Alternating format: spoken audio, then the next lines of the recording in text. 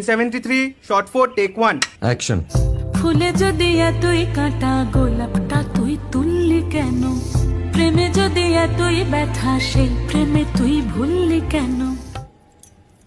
কি গো ডাইরেক্টর সাহেব, আমি তো 60 বলে দিয়েছি, কাট তো আর বলতে পারি না, এবার তুমি কাটটা বলো। Got it. Excellent shot, excellent. Madam আপনার সাথে একজন দেখা করতে এসেছে। নমস্কার। নমস্কার। বসুন।